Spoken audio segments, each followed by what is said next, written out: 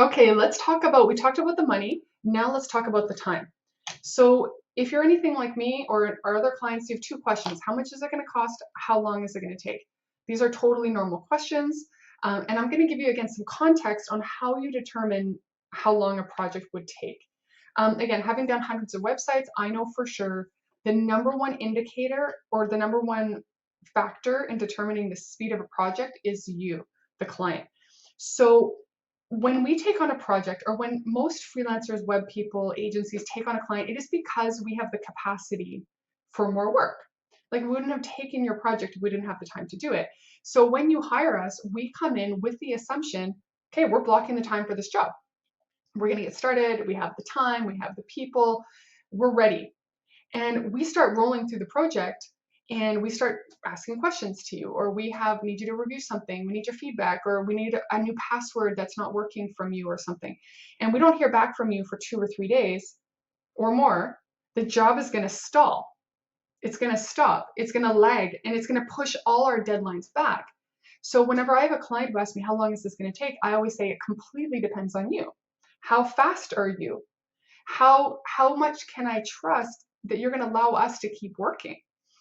Because it happens sometimes. Like, a client will say, I need this done right away. And we're like, okay, we can work fast, but can you? Like, it happens sometimes where they're like, oh, I have something I have to do with my daughter, or, there was this problem, we had a family emergency, and that's okay. Absolutely, that's okay. Life happens. However, we can only work as fast as you. So, because we're going to be dependent on you. So I always tell people, like, do not look for rush work unless you are available, like online all the time, where we can ask you questions and we can get responses in minutes so we can keep moving, right? So if you want this site done properly on time, you have to commit that you're going to be able to respond to questions. Again, I would say like within hours, not even days, but hours. That keeps the pace moving, right? Number two, how organized you are. As I've said, like, going through this portal, going through this planning process, you are going to be in the upper echelon of clients that people love because you're organized. But what happens a lot is we hit roadblocks where if you're sending us login information, that doesn't work. And we have to go back and forth with you to figure out the login information. Or, you send us the wrong files for something, or your images, they don't download properly because they weren't tested. Or because ultimately, like, what you send us, or let's just say you send us something, but it's password protected and you haven't shared us with a password, and now we can't open that file for 4 days because you're on vacation. Like, that is not helpful. So making sure that you are organized, you've double checked and triple checked that everything we have is the right information, so we can just keep rocking, keep moving through it. Number three, the complexity of your project. Obviously, a simple site is going to be faster than a very complex site. That goes without saying. Nothing more to say about that. Number of revisions. This is probably the number one killer.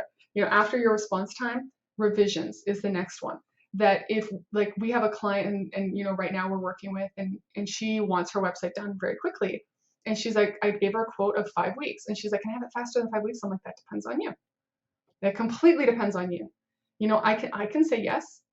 I could say, absolutely, we can do it in 5 weeks, but it just depends on how many revisions do you have to the mockups, to the design, because we can't start a build until the design is approved, right? So depending on you, like, how clearly did you send us the design direction in the beginning so that we can get into your head? How many runs of revisions are you going to need? Your team is going to want to weigh in on revisions because she's part of like a bigger team. So how fast we get through design is really going to determine how quickly we can get to building this website, right? So less revisions, faster. More revisions, slower. Straightforward, right? So there's a lot of factors that contribute to the time.